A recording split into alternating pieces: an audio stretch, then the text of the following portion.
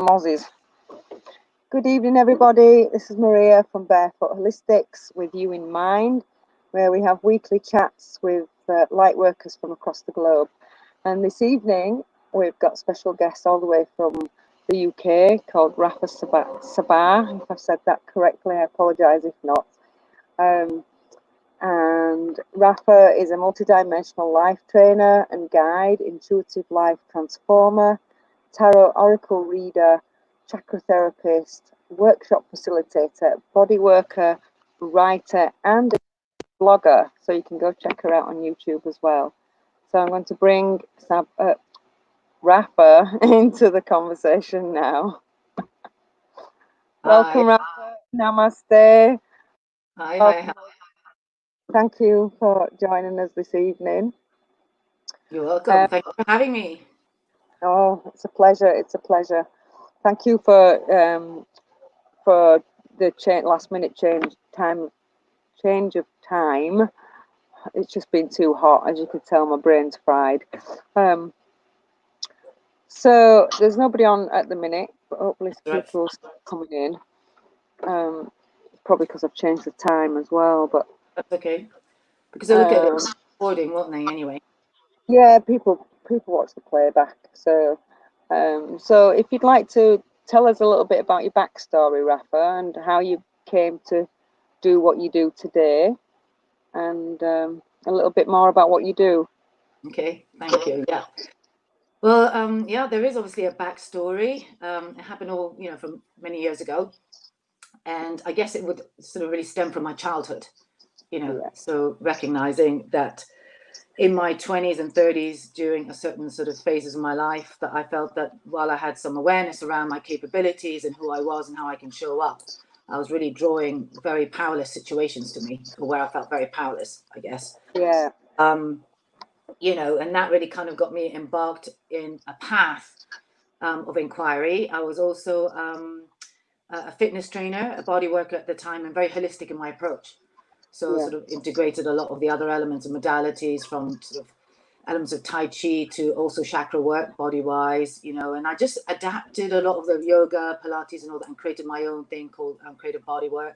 It worked really well. People loved it. Yeah. It was a cross between fitness training and conditioning, but spiritual conditioning that came into it. And that was back in 1999, and 2000. So I was quite ahead of the times that way. And to be honest, in fact, yoga and Pilates were only just in, and a lot of people still didn't quite know what, especially in fitness centers, Yeah. But I was very fortunate. I met some people who welcomed that.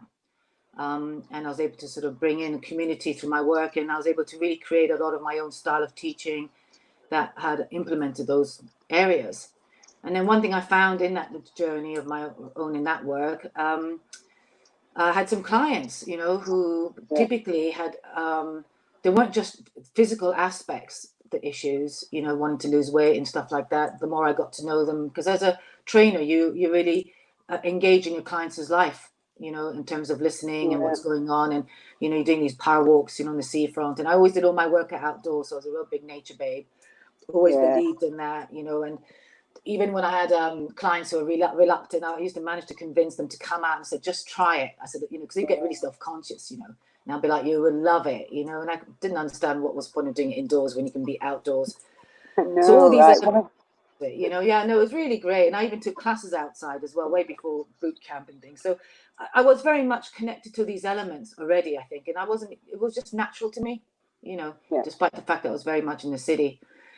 And anyway, I found some real discord or disconnect with some of the clients, and it came out really that there was not only a lot of the issues weren't limited to that separation of the body, and a lot of the body issues, be it how they stood, how their posture was, some of the more deeper issues like anorexia, or serious weight gain, or certain holding on to body fats in certain parts of the body, really implemented I think sense of inquiry for me. Correlating it, and then I personally, at the age of 29, was it 39 or 33, I started getting acne on my face, like, out of the blue. Then were like boils, and it was like literally boom, boom, boom. And at the time, I was actually going out with a guy who was, we were always in a power struggle. He was a bully, and I wasn't really great at sticking up for myself, It wasn't abusive, but he was just aggressive all the time and just miserable, you know, and I was sort of shutting up and putting up with it. So your body reacted to that Yeah, stress. you know, I started looking at Louisa Hay's book, which is one of the first few that everyone Healing has, Your like Life. Heal Your Life. And then I look at it, you know, and I thought, oh my God. And the first thing that comes to me is like, you're afraid to be seen, or, you know, or to have a face in the world, or, but it made, and I started sort of stitching things up, you know, and I knew that I could see that this was a cause, or essentially a serious effect of my being, but I didn't know how to get to the core of it. I didn't know how to cure the spots, because a spot was a big deal. The spots were a big deal for me. You know, I was dancing, and I had a sideline gigs of doing pop videos, dancing and this, that, and the other in commercials, all just, you know, just because I happened to be walking around the streets of London and I just get spotted, you know, so I'd never an agent. But I went through 2-3 years of this incredible journey and adventure of getting to this really amazing creative work, completely separate to my work. And I was associated as a dancer as well, so it kind of came in. Anyway, of course, my started coming up, and it was really affecting my confidence. And I didn't like the look of it, and I'd be looking at the makeup artist, you know, having to cover it up, and other people in the tubes, loads of spots, and thinking, wow, you know, all this. Anyway, in my training field, my personal training field, there was a guy who was a peer friend of mine called Stephen. He admired my work and my approach to work greatly, and he was actually just going through his mother's death, or having a really hard time overcoming, you know, really grieving. And he happened to tell me about this woman who did this spiritual psychology type psychotherapy. And long and short of it is, I went to see her. We did some inner child work and combined it with the chakra work, really. We started off one-to-one, but I wasn't able to really afford the regularity of that. So I started doing the group work, and I learned a lot from other members of the group.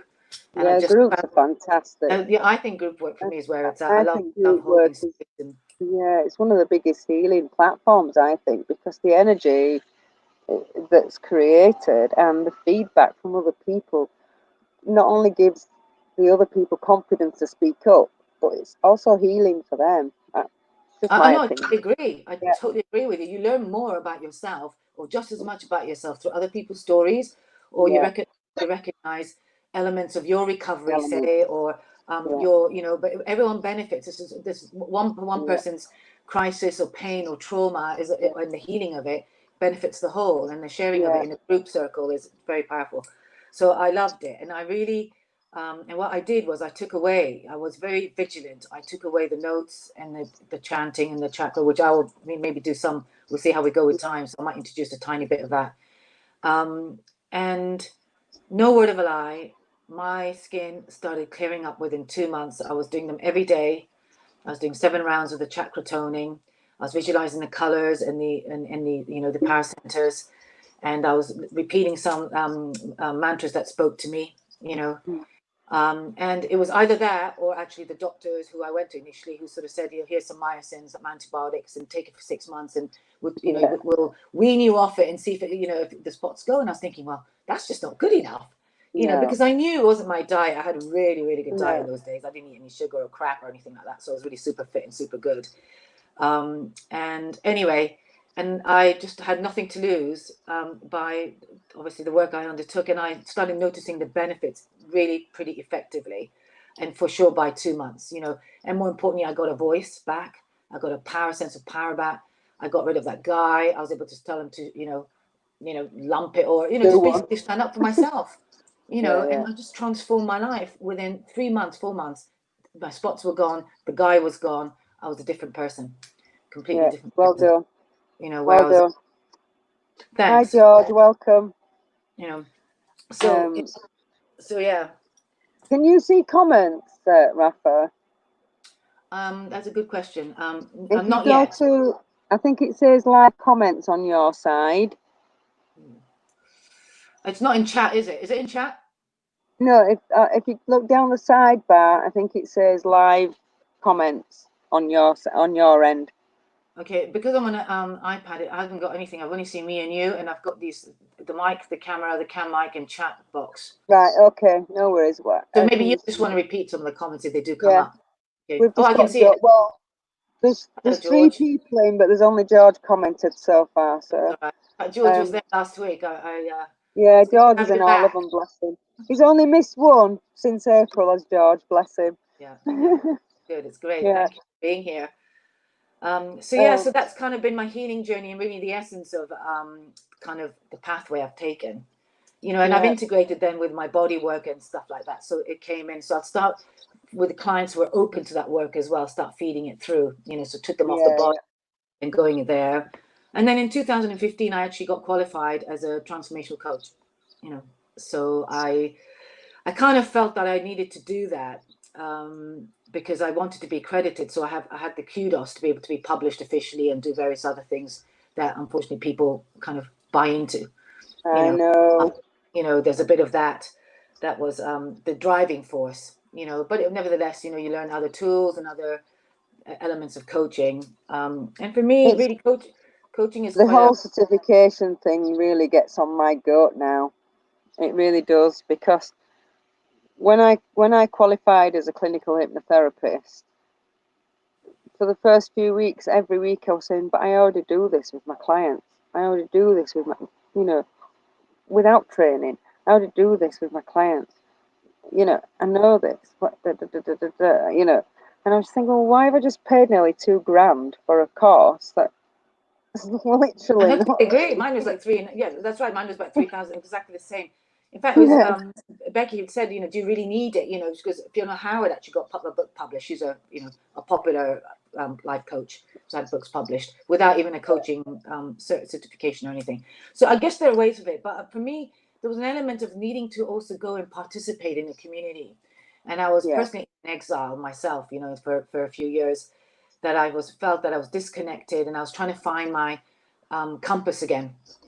My internal compass. And I felt that when I saw this course on the back of a yoga show that I visited, and it wasn't something I signed up for straight away at all. It just, they were actually very good. They weren't actually bombarding me with any particular emails on a regular basis, but one caught my eye, and it was the word transformation, because that was the thing that all the other coaching courses or whatever, be it weekend modules from year 2000, I was been interested in all that, was very male dominated, in the sense it was very kind of like, it was called SMART goals, achieve this and that. So it really lacked some kind of essence or truth for me. It just didn't resonate. So despite the fact that I did some day workshops, these trial days, you can get the open days, whatever, I just wasn't pulled to sign up. There was something not congruent for me there. And how it's amazing how inside really kind of guides us. Anyway, when this thing came, it was everything. Boom, like an alignment. I went to see the talk. In fact, the founder, Nick Bolton, spoke. It moved me so much, and I thought, this guy really has some absolute awareness around transformation. He's done the work, and it really comes through. And I did not hesitate to sign up, really. In fact, I didn't even have the money, and I made it happen, because it was so key to my next step, So it was good, and I learned, from the coaching, and met a lovely bunch of community, and some of them are still in my Facebook stream, and whatever. So that kind of really coaching contact, really. And a lot of people are afraid of, light workers and way showers, and they think we're all a bunch of woo-woos, and they're scared we're going to reveal their inner secrets. There's a lot of connotations around that, and I actually don't like the word coach either. So, so I try and avoid it. So as you said, I am a life trainer. Really appreciated you getting that right. Multidimensional life trainer, because I felt comfortable with that name, because it took me back to my personal training days, and I thought I educate, I give pieces, I guide people with tools so they can transform. Whereas coaching is slightly different modalities, very question orientated. You listen to the client, and then you can question, then it's a bit slower sometimes, and that's okay. But we have different ways of working, always the questions I ask, clients, or, even when people card for card readings, I might put it back to them. So what do you think? What is your soul telling you, because, I'm not one for also having the power put over here. My whole thing is about putting the power over there. Exactly, because people think that we're cure-alls, and then what they don't realize is that we're just facilitators for them to find that place within themselves to heal themselves. Yeah, this is it. We're the conduit, aren't we? The mediator, or whatever. Yeah, that's right. And it is really important that aspect, that people are clear that we're not here to cure it or help it heal, that they're very much part of the process. And without the work, it's not going to happen anyway. I mean, I worked at that chakra and the, you know, thing. I really, you know, my drive was big enough. I was tired of, you know, doing the same things, you know, because he wasn't the first guy that was nasty, you know, and in fact, I still had a little more work, quite a bit more work to do. And I have to be honest, I actually left that chakra thing, which is also really key for me, for some years. I just, you know, wasn't as vigilant or regularly practicing it. And I used the, you know, the idea about the chakras about like a guitar. You know, you've got 7 strings on it, and then if one is out of tune, or 2, 3, you have to tune it up. Otherwise, you're not going to get a great melody out of it. You know, and I realized that my chakras do the same. You know, that's a brilliant way of explaining it, actually. You know, yeah, because you can have one wrong. That. You know, yeah, no, you might welcome to. You know, because I do toning on the chakras when I do shamanic healing sometimes. Not always, if I'm called to. But I've absolutely no idea what the actual tone is for each chakra. I just go with what comes through when I'm doing it. So it'd be interesting to find out more. No, and there are, and in fairness, there are 1 or 2 variations as well. But you know, I kind of stuck with how I was taught. You know, what with me and my body. So there is a bit of flexibility, because there's sometimes difference between some of the toning sound from the oo to the o, you know, depending on which chakra you're working. But again, you know, I think it's about just being with the intention of it, you know, of course, and the application really.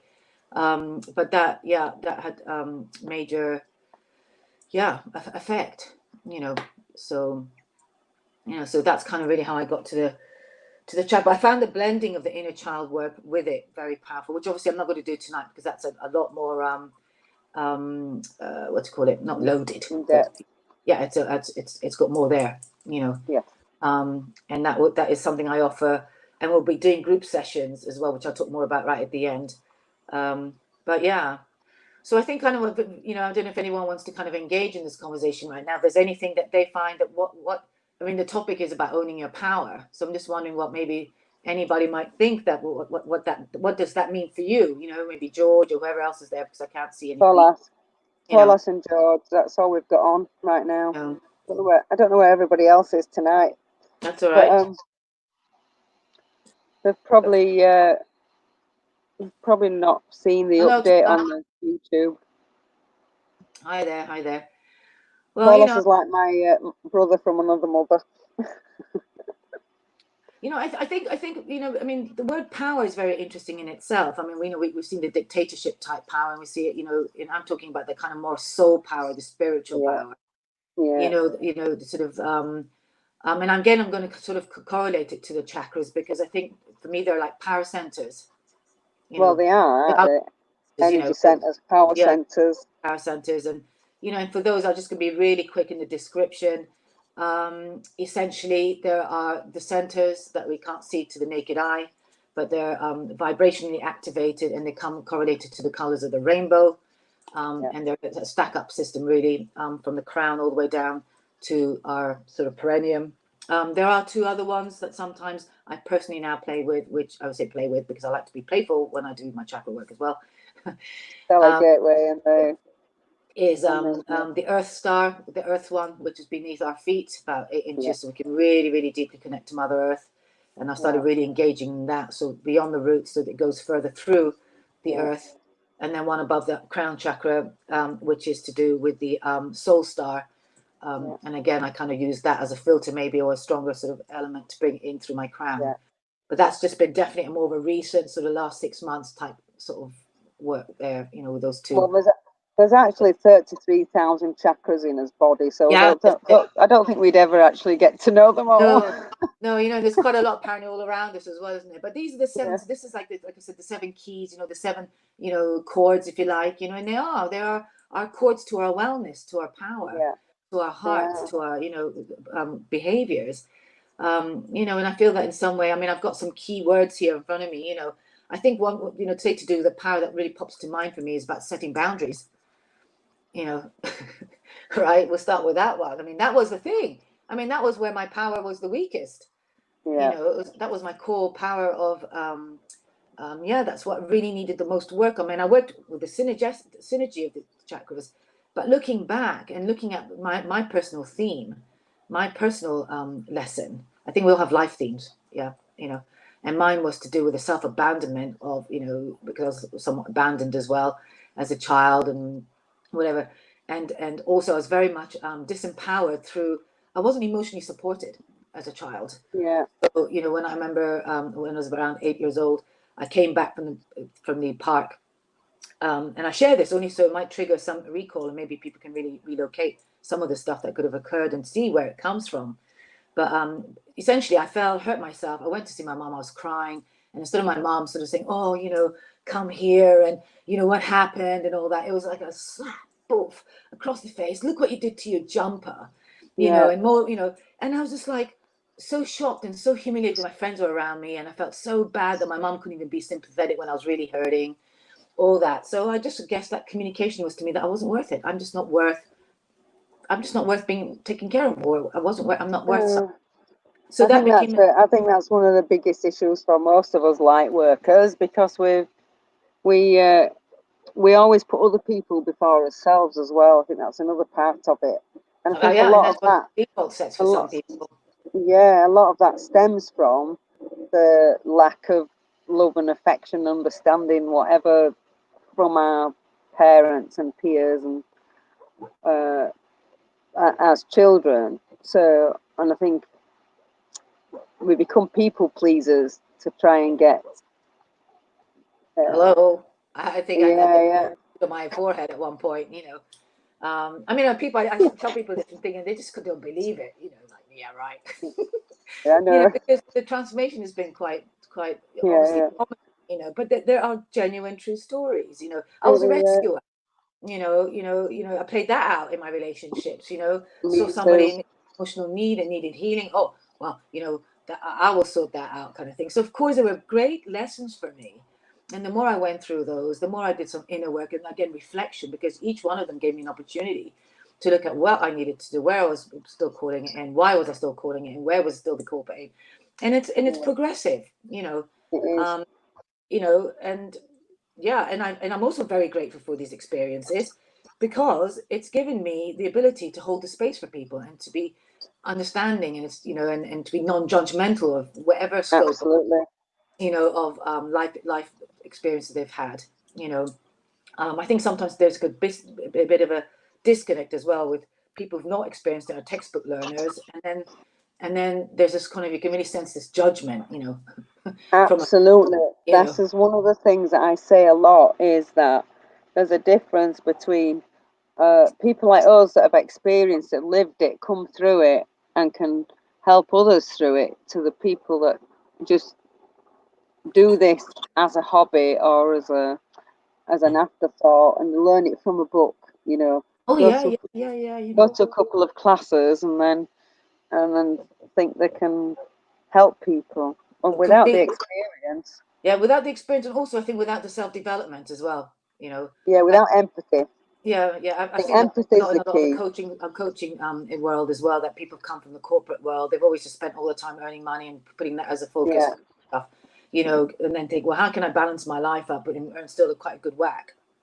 And then go and get trained and qualified, and then they've not done any. There's this massive thing, and then they're getting clients with all these problems, and they're like, whoa, they don't know how to handle it, because they just don't know that, it's just not something they've kind of trained to do, as well as be it, But I mean, so even people like that, if they have got a good, strong empathy within them, an empathic bone, as I call it, then they can still do good work. Because even us will see clients that we have no, what's happening in their lives, we've not happened in our lives, but we can still empathize and feel that feeling that they're feeling, so that we can help them. yeah, So I think empathy is a big key. Yeah, I think so. And that's certain things. Empathy is one key, and also, like I say, as a teacher, or with a space holder as well. Some of us are just set that way. That's also our karma, dharma, as well as the calling. It's something that we've been, as I say, coming to this earth at this time, especially at this time, when there's a huge shift and a rebirth of collectively.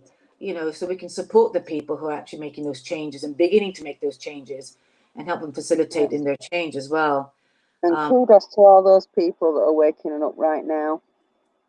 Yeah, definitely. Yeah. You know, and I know that from this eclipse as well, that's, you know, just recently it's been a shift of, you know, the collective karmic learnings. You know, we're going to new themes now, and a lot of the people who will be waking up and having to follow, you know, one of the things I put in my newsletter as well is be who you are and follow your path of your truth, because there's a lot out there as well, you know, and people are very easily influenced, and I feel that that's also when they lose their power.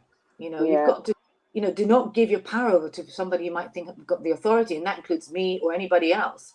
You know, if it's not something that resonates with you genuinely, and don't do it. You know, but people do hand that over. You know, they do that medically, you know, as well. You know, when it comes to the bodies, you know, the doctors, and you know, again, it just happens. It's rife. You know, I mean, I had hysterectomy, and and it was the only reason it was a sub-hysterectomy was because I insisted that they kept it in. Whereas my gynae would have taken it out. And when I spoke to lots of women, I did a bit of a, you know, interview around some women folk I was around at the time. A lot of them had confessed that they had the same sort of procedure, but none of them thought to claim their own boundaries around what was acceptable or not. You know, even in recovery, you know, I had to homeopathic stuff, my own, just, you know, I really took care of my own way of recovery in the hospital. You know, what was allowable or not. And I felt so sad for these women, because they're like, there's someone like, oh, I didn't know that I could do that. Or I never, you know, but I think people are very quick to hand their, you know, the power over. I think what puts people off a lot with the herbal remedies and stuff, because I'm a herbalist as well, is that it takes longer to take effect than what normal medicine does. So, you know, so in cases like that, you probably need to start taking it before, so that it's in your system by the time you have the operation. Yeah, which is what I did. I got the homeopathic stuff. You know, I was on it 3-4 weeks before, like 3 weeks to do potent stuff for the recovery of the tissues from the night before, from the day before.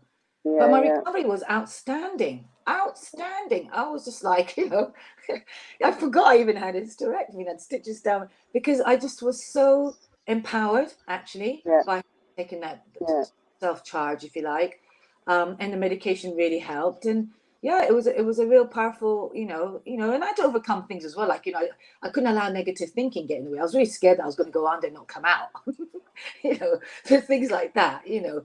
So, but again, that's natural instinct, instinct to survive. But what can we do? You know, so again, coming back to the theme, you know, about owning our power, what can we do to sort of own our power? How can we take charge of a situation? You know, and what can we do to enjoy our lives as well? You know, I mean, I mentioned in the brief chat that we had earlier on today about that sense of playfulness, I feel, right? It's a real heart chakra, you know, and I think that in some way at this day and age, we're so geared towards so much influence from the outside. You know, social media, you've got to do this, you've got to do that. And I, as a one-man band type of thing, you know, there is a lot of work to do. I mean, there is. You know, there is, you know, we've got all the personal stuff to do, and, you know, you build your website or whatever it is, and you've got your clients, and you've got this, and you've got that, and, you know, so it's a never ending. I think it's fair enough. I think it's a lot of personal businesses, but for across the board, it doesn't really matter, actually, whether you're CEO of the company or a worker somewhere. I think we've all forgotten to be playful. And I think that can also really bring our power back. Laughter's the best medicine, you know. Yeah, humor. It really is. As well. So, you know, it's these elements, you know, that maybe, you know, people would consider to being played in order to, and they're not the obvious things that you think about, you know, that how you can bring power back, but it's very much a heart chakra one. You know, acceptance is another one, you know. You know, there is how can I put it? There is power within recognizing that you're powerless. Okay. So when something happens, you get some news, or somebody's doing something to you, you know, instead of getting upset about it and riling yourself up and then losing your power over it, you know, which is losing your sleep or getting angry, or, you know, sort of, I think anger serves definitely at some points, for sure. Very much so. I mean, you know, but I think in terms of acceptance, and certainly acceptance comes from when you recognize that you're powerless in this moment, or from the situation. And that brings your power back again, because then you can make a choice. Yes. Right. You know, I agree. And the choice chakra, if you like, is in your center. your solar plexus, you know. So for me, there are definitely elements of the chakra system that really correlates to power, you know, especially if we translate it like that, you know. I agree with that. So, George, Tolas, any questions so far? Because Rafa's going to do us a little exercise shortly. We're halfway through already, Rafa. I know, I can see the clock. I'll tell you what we'll do. By. Speaking of acceptance, let me show you this mudra. May I? Okay. Go into a mudra. So mudra, for those who don't know, is it's a hand gesture, often very sacred in its gesturing, and it's often through dance as well, but also as spiritual symbolisms, basically the hand symbolisms, you know. And some of the Indians do sort of the Kathak dancing is all about that, but this is static mudras. So basically that's what it is, and it invokes a power into the body as well as the essence of the energy of what the mudra is about. And I found this today, and I thought this is quite a nice one to share, because I find that more and more people are really suffering from some kind of depression or lack of power around, you know, certain things. And just 1 second, you carry on. Okay, yeah. So, you know, so basically this is this mudra. Okay, it's a hand gesture, and I'm just going to show you. You want to have like a thumbs up, you know, like the like sign. So it's the only way. Yeah, exactly. Okay, and then you want to get, which is quite weird, the 3 fingers on your right. So this on your left hand, by the way, it has to be a left hand. You know, so it's all in the same. Which one's a thumb, left or right? The like sign. Okay, the like, the thumbs up. Yes, but which hand, left or right? Left. Okay, right. I said the left, correct? Okay, and then from your right hand, from the right hand, you bring the 3 last fingers. Okay, right, and then just put it in. So look, have a look. Okay, I'm gonna. So you just put it in like that, and then just clasp it with your. That's it, and then bring your full finger to the thumb, and then just rest. I don't know if you can see, but you want to. Oh, hold on, where's my camera? You want to rest that thumb there. Okay, so it looks like this. It should be comfortable. So in the front, it looks like that. Yeah. So turn. Yeah, that's it. So, but make sure that your index finger is against your thumb, and that your thumb as well on your right hand is just pressed against it. Okay, like cradled. Yeah. But your fingers sort of doing that. But just holding that for a moment, and just, you know, you can close your eyes or just hold this mudra and really bring your intention into this gesture. Okay, this is a really powerful gesture, and it helps to alleviate any stress, and also really allows you to enter a space of acceptance. Okay, and you can even say this to yourself while you hold this mudra. And often mudras are held for about 60 seconds up to a minute, longer. And you can do this on your lap, on your prayer mat, or even if you're on a tube or anywhere. I say the tube because I'm in London, but you know, you can hold this on a bus on your lap, wherever you are. And basically it says, I'm willing to let go and be happy. I'm willing to let go and be happy. All right, so I'm willing to, or you can even say, I'm willing to let go and be powerful. Okay, but the happiness, of course, comes from the fact that, again, power, I think, is at the core center of a lot of our well-being feelings and emotions. Yeah. You know, because you're not going to feel happy if you feel really like powerless, are you? You're kind of depressed and in a whole different zone. So this is a really, really good one to do. Okay, and you just sort of really just hold the space and breathe in and breathe out, you know, and just hold it. So this is a really nice one. And it's very easy to do. And like I said, these are very simple takeaways. Yeah. So I hope you guys got the gesture who are actually viewing this, so you can tell me if I needed to explain it again. Guys, did you get that okay? Nobody's replying. That's all right. Okay. No worries. So yeah, so you know, what else can I say? So yeah, obviously, you know, so negative thinking, you know, disempowers you. So we kind of all, you know, the other thing that's quite interesting is when you get defensive in a situation. Okay, now things are coming up for a lot of people, right? To do with, you know, the Black Lives Matter or this and that, and this is going to get worse. There's going to be a lot of stuff going universally, so it's going to be very easy to be hijacked by certain things going externally. All right, because whatever's going on outside doesn't mean to sort of jump in and get defensive. And this is also in relationships, you know. So I think it's really important that, you know, that you can, again, by just doing these kind of mudras, but staying with it, you know, that I mean, in fact, the power mudra for the solar plexus is this, which I'll talk through, you know, but again, it's just, you don't have to do a mudra at all to be powerful. But what I'm saying, it's really important that you bring your power in and noticing that when you're being pulled to almost act out or get triggered, that you can come back to your center and really sort of, you know, tune in. And then also, you know, just allow somebody to have their say without having to actually feel that you have to defend it. Yeah. You know, and I think anytime we go out of that place and sort of ping out, you know, to defend whatever it could be, definitely is a sign of something going on for us individually. Yeah. You know, so these are the key areas I think that's really important, that, you know, as a talking bit, you know, to be sensitive to and be aware that where your power is being either compromised as well. You know, sometimes it is, you feel, you know, thanks, George.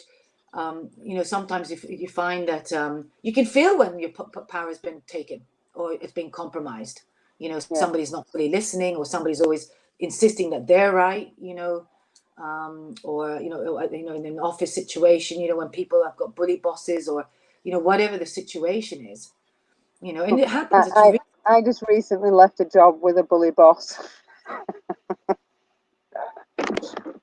You know, it's really shocking. I remember when I was, you know, working with a group of women, how many of these women who actually worked on a daily basis in the office had felt that there was definitely a very compromising situation, that I'm not talking about sexual at all, but where basically they were unable to speak up, you know, and own their power, because they would either lose their jobs or something like that. And I was like, oh my God, you know, and these are really intelligent, amazing women. You know, but it still happens, and unfortunately, no. But people are too afraid. You know. Tola said he felt that last mudra. Felt it well. Yeah. Thanks for pointing that out. Great. You know, so it's a really good one to use. I really feel, you know, again, just by holding it. You know. So I'm just wondering. We've got 20 minutes left, so I want to move on with what was you just wondering? Yeah, well, I was just about to say if we should do one or the other, you know. So what do you think we should do? Should I do the hand, just that one, or should we do the sound? What? Either or both. Well, if I do the sound one, which I'm happy to do, it may just take it straight into time. But I am limiting it to one round, so you know, maybe we can do that. Okay, do that, because I think that'd be interesting. So it's just like a taster. Okay, for the sake of the wonderful people here already, I'm just going to quickly show you again. Where's my camera? That again, there will be a link, okay, or rather, I will mention it right at the end. So if you stay to the end, I will make sure that you have the details. But you can get this off my website, okay, and this has all the oh well, because the camera's backwards. The chakras here, okay, and then it tells you what each chakra is about, the sound, so you're not completely on your own. And there's some really good suggested like mantras, you know, or suggested reprogramming, okay, which we'll do one of these now, okay. Of each, and then so basically you can print these off.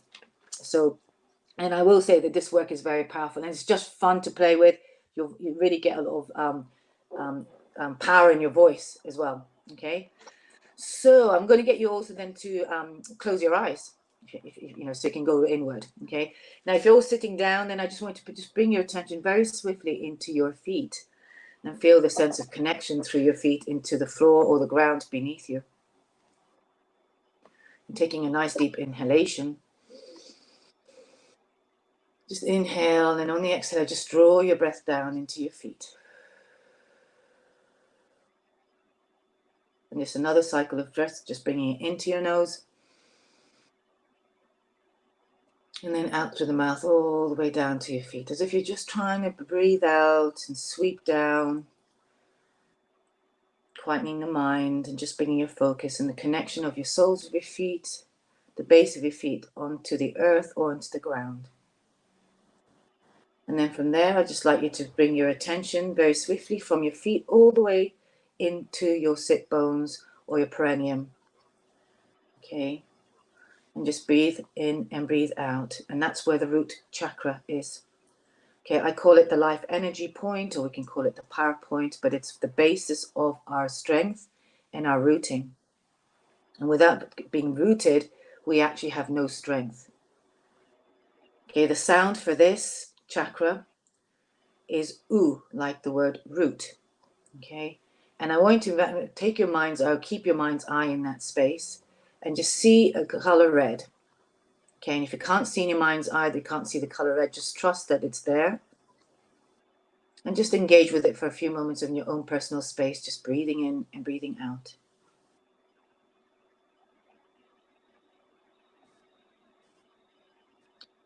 And like I said, the sound is U. So after the in-breath, we're going to sound it together, which I'll do. But I want you to imagine repeating to yourself at the same time, if you can, at this point, because it is quite a swift, sort of fast track working with the chakras, that you are saying to yourself, you can say, I'll give you the option of I am enough, or because it's to do with strength, I am fully in my strength. Okay, it's just you say it in the present tense. I am fully in my strength. Okay, so we're going to do an in breath, and on the out breath, you're going to go ooh like that. Okay, so we'll do it together. Breathing in. Ooh.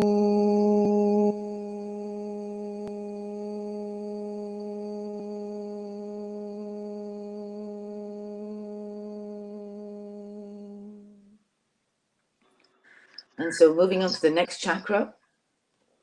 The next chakra is your sacral chakra.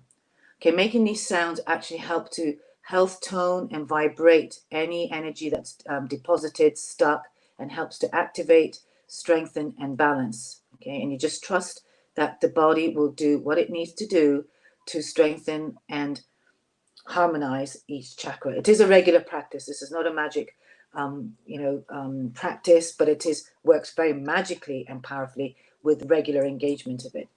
So bringing your gaze in your mind's eye towards just 2-3 inches below your navel. It's called the sacral. It's your sexual point, your creativity point, your pleasure point. Okay, this is where we birth new ideas, and it's a really good way to activate your power in actually maybe bringing out some new ideas. The sacred truth to do with that is to do with honoring yourself. Okay, so I want to just visualize the color orange. And just stay focused and see if you can see in your mind's eye it becoming brighter and brighter. And the sound for this chakra is O, like only. Okay, and we're going to do the sound O like that. And I'm also going to repeat that I am ready to birth new ideas.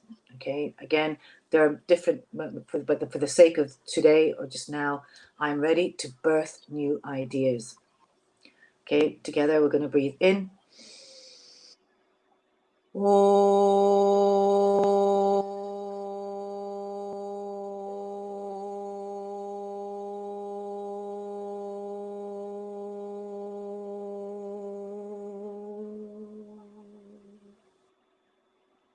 And now moving on to the navel, solar plexus, which is around about where your navel is, where your belly button is.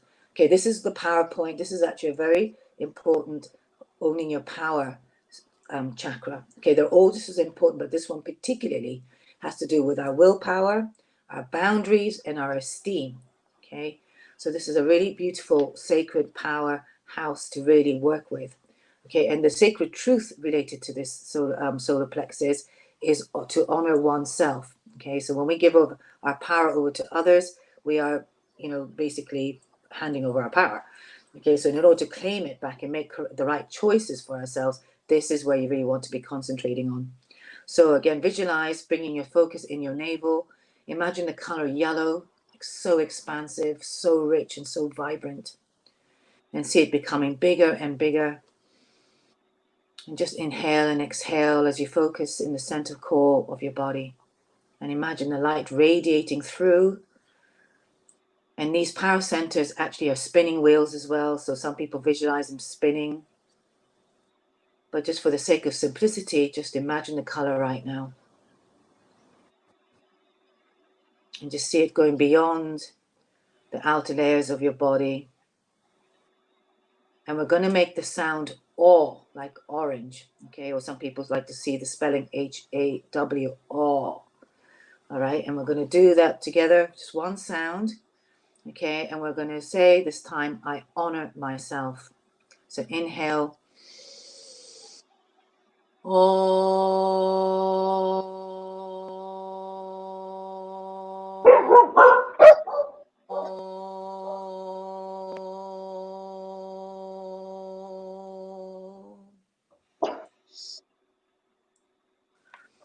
And now moving up to the heart chakra, bringing your focus up to the heart. And you can either place your hand on your heart if you just actually want to sense where your heart is, or just bring your mind's eye up and into your heart. This is a power point of love, empathy, and acceptance. Okay, and the sacred truth related to this heart chakra is love is the divine power. So as you imagine, there's another word, power, here as well. And it's really important that we also really engage our hearts in our lives on a much more regular basis and really connect with that. Okay, the color related to this chakra is green, emerald green. For some people, it's pink.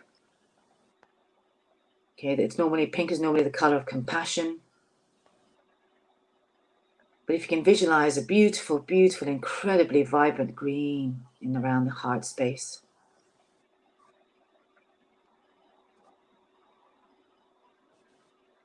And the sound correlated to this chakra is ah, as in father, father, ah.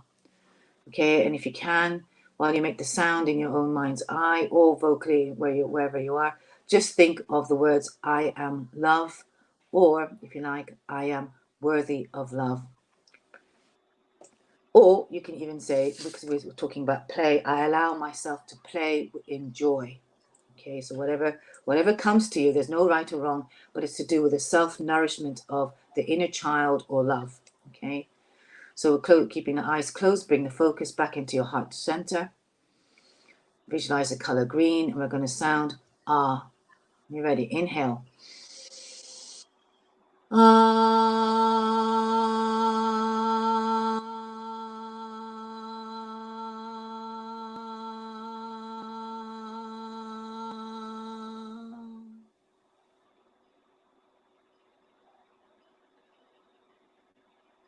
And now moving on to the throat chakra. Okay, the throat chakra is another powerhouse really in terms of communication, speaking your truth, speaking up for yourself, and your creative expression. Okay, any blocks or anytime you have maybe some tension in the throat or even a sore throat or a stiff neck often is an indication that somewhere you've compromised yourself through the lack of speaking your truth. So again, another important element within our sense of self and our power. So the sound here is E as an elevator, E, and it's the color blue, okay? The sacred truth here also is surrendering to the divine will. So we can now see that how we're actually importantly need to start surrendering. There's power in surrendering rather than trying to sort of always hold on so tightly. All right, so bringing your focus and focusing on the color blue for a moment. See it expand and heal your throat. Allowing the blue color to really, really integrate in and around your throat area. We're going to sound the sound E, and we're going to say in our hearts or around the throat area in our mind's eye, it's okay for me to speak my truth, or you can even just say, I speak my truth. Okay, so we're going to sound inhale. And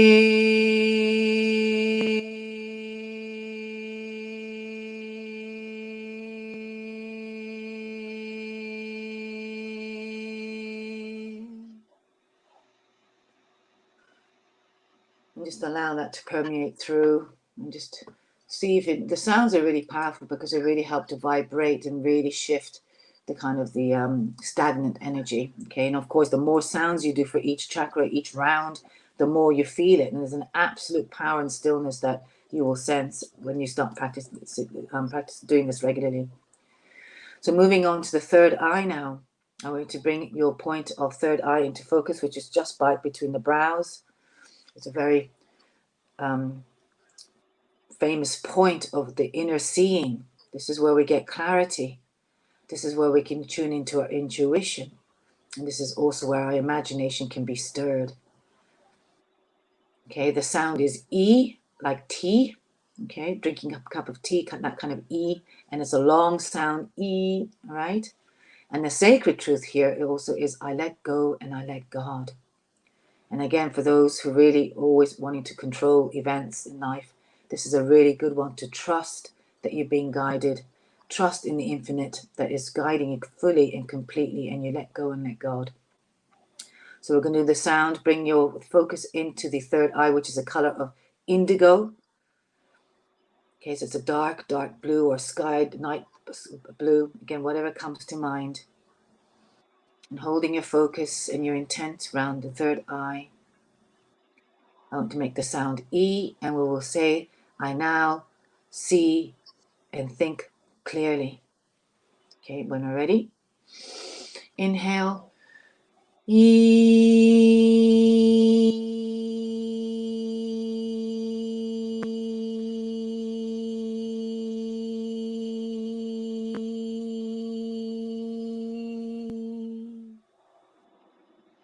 Okay, and if I didn't say so, obviously the intention is as you do the sound, you're concentrating on those chakra points. You're really bringing that vibration very strongly, actually, to the energy point that we're focusing on.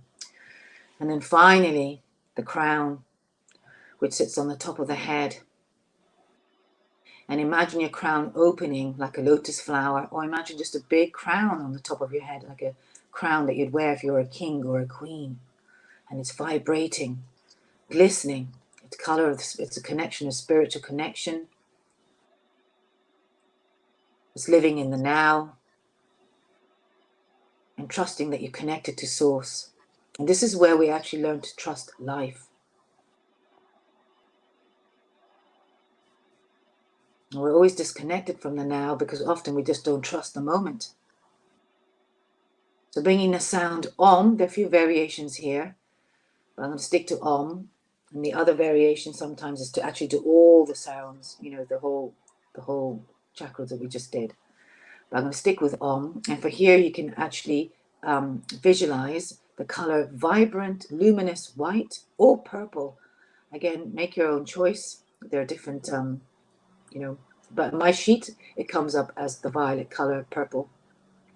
So imagine in your crown, imagine a source of light coming from above all the way from the crown, from the universe all the way into your crown. And see it just vibrating. And you know the sacred sound, Om. Okay, it's a very, very universal sound of deep spiritual connection to all that is. Keeping the focus there, we're going to sound Om and we'll do the mantra, I trust life. Okay, when you're ready, breathing in.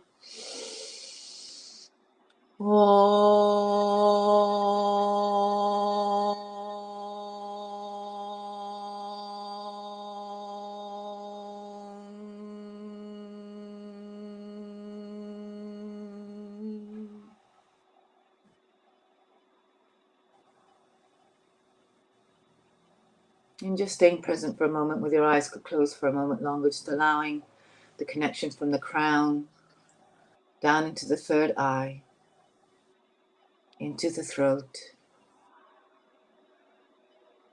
all the way down into the heart, into your solar plexus, down to your sacral chakra, and down to the root. And just a very simple practice, as simple as this one, as short one as this one, can have great benefits to yourself and your well-being and your sense of power.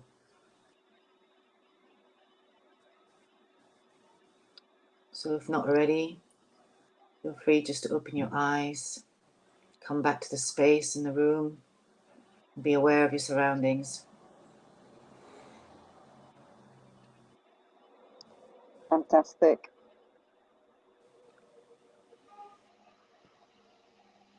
So yes, so, if you're interested, do comment actually, George or Tolas, do put a comment in the comment box here underneath the YouTube, and let me know if you're interested as well, you know, on getting this sheet, you know. And I actually do want to offer for anybody who might see this from now till the offer ends, right, is that I'm offering 50% off everything that I do. That's readings, any of the work, the sessions. So I will probably go back into the video actually myself here and put a comment with my link on it. And then so people can contact me. And if you're interested, do that and you can get 50% off. And it's only for the people who view this, by the way. Okay, so you get a gift code. I will also, this you can get by signing up to my newsletter. You can actually get this directly off my website if you go in, and I'll put my details down in the comments box as well. But it's basically my name, as you see on the screen, rafasabbagh.com. I think I've put your website on the thing, have I not? Have I not put your website on? You didn't. You put the Facebook one on. Did I? Sorry, I thought I'd put your website. So yeah, the website would be great, because if there's a newsletter box on the right side on the sidebar, and that would automatically, if you sign up to my newsletter, you get to be in the know of everything, and you get the essence of my work. And I write them around the new moon, so I tend to sort of go into the essence of the energies for the month up front, you know, talk about what our sort of sense of kind of claiming ourselves really within the themes of what's happening, and by you will automatically be allocated a download of this if you're interested. This is for anybody who's interested. I'll sign up for your newsletter because I'd like a copy of that. Yeah, no, it'd be great. I actually I forwarded it on to you. I don't know if you got it. You'll see it because I happened to promote this on it. I did a really quick promo. All right, okay. Earlier, but then I didn't want to just take the liberty of putting you on. You know, thank you, Tolas. Thank you so much. Yeah, so I didn't want to take the liberty of just sending it to you. Wonderful, George. It's great. And I mean it. Keep on doing this work, George. You're going to be shining. You're going to be in a great place. Yeah, I'd really like it because it's interesting. Because like I said earlier, because I do a toning when I do shamanic healing sometimes on each chakra. It's good to know the correct toning, if you know what I mean. You know, when you do a few rounds of this, I mean, I go with what I feel in the morning. So technically, you want to aim for 7, but there are times you only have time for 3. You know, there are times, you know, there are times, you know, when I've got, you know, do 4 and then maybe do work on a 7 on the one that I really need to. You know, so, but I recommend that you get into regular practice and increase it to 7, just so you're kind of like retuning yourself. Yeah. Is that seven rounds per chakra? Yeah. So sound, you know, even if you just do the sound alone, but like I said, you know, I've got each it's, you know, what you call it, I can't even speak today, mantras, okay, to help you, you know, so whatever your issue is, okay, and you'll find that actually on my YouTube channel I do have some very specific ones about holding on to our power, or when you're in a really negative relationship and how to break the cords with that, but to do with the tuning up. Okay, and I've tailored and I worded the mantras to suit that situation. There's quite a lot there, and they're being released kind of more regularly.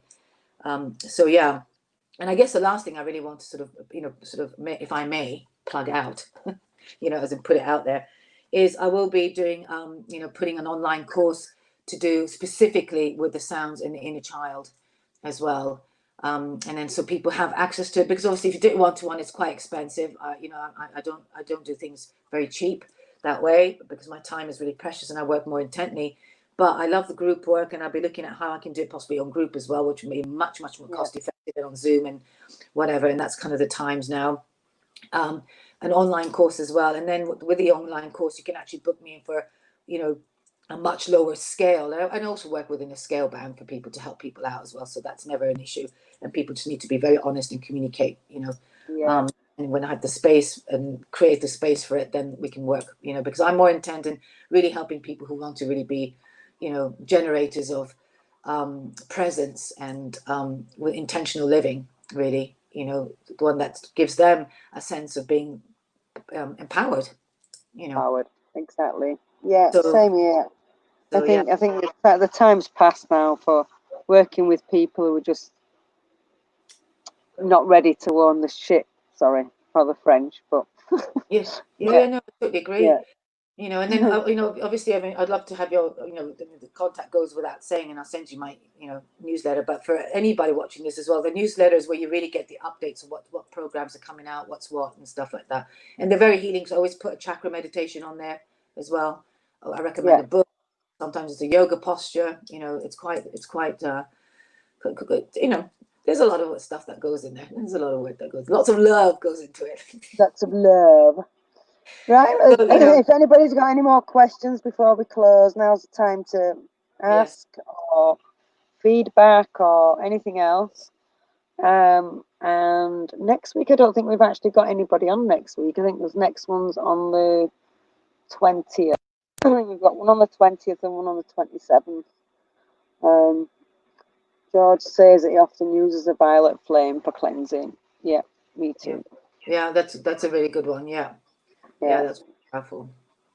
You know, and you can also put the violet flame sometimes even around each of the chakras as well to really kind of give a blast. You know. But you know, this, and in fact, I'm just going to finish with one thing, which is my quote for my newsletter: is "Be who you are and follow your path to your truth." And that's really important, you know. So again, if you have a particular practice that really kind of you're engaged with and you're happy with, by all means, stick to, you know. This is you know, this is definitely a practice that I love, you know. I call it everyday alchemist, as being an alchemist in one's life, you know, and it's there to help you strengthen your core, really. You know, and there's an opportunity for people to really get involved and engaged in, but there's no right way to home. You know, as long as you get, you know, you do whatever practice to your own, you know, at home, that's what's important, you know. Absolutely. Got to do what feels right as long as you're making moves forward. Yeah, you know, and the other question sometimes to ask us is what truly moves me right now? Because we're always, you know, evolving. So, you know. So yes, George, lots of love as well. Thank you so much. George is in London as well, actually. Oh, yeah. And I might see you soon. Yeah. Well, I live in West London, so, you know, drop me a line anyway. If you go into my site, you can do contact there, and just please let me know. It'd be really great to have you connect. Yeah. All right, Rafa. Thank you so much. It was brilliant, and I'm looking forward to getting this chart and going through these rounds myself, especially at the moment. I think they will be useful right now on what we discussed earlier. Yeah, lovely. Good. Yeah, it's difficult for me to actually get my mouth onto my own chakras to do what I do with the client. So this is really powerful. I mean, I'd love to have your, you know, your feedback on it as well. But, but like I said, I've sent you a newsletter. Do sign up as well if you feel moved to do that. But you will have to see a copy. But it was a short version of the long version because I'll just plug this out today, just so you know. Okay. Yeah, George says he's in Luton. All right. Okay. Yeah, it's further out slightly. Yeah. Tolash, thank you for being here, and thank you so much. And I'm really glad that you liked it, and thank you for appreciating it. Thank you, guys. Please share the videos out to people because I don't know where everybody is tonight. We've usually got at least share it on your timeline. That'll be really good. You know. Yeah, share it out, and or maybe back with your own sort of experience of it. That'd be really good. Yeah, and then if these two have already liked the video, but for people who may be watching afterwards, please subscribe, like, and leave a comment so that we know that you've actually been and liked it, like the page or like the video. Sorry. Yeah, and like I said, the first 10 people who actually comment have the opportunity to get 50% off. All right, so you know, and you need to go. I'll pin a comment so you can actually highlight it. Someone will work it out, or in the description box. Oh no, we all in the comments. Yes. Okay. So next week we've not got anybody on. I think the next one's on the 20th. We've got Catherine talking about the elementals. Tolas, you'll be interested in that one with your dragon fire. In joke, never mind. And we'll see you all in a couple of weeks. Thank you very much, Rafa, and we'll stay online. And I'll speak to you in a moment. And thank you for having me on. Thank you. You're welcome. Namaste, everybody. Bye.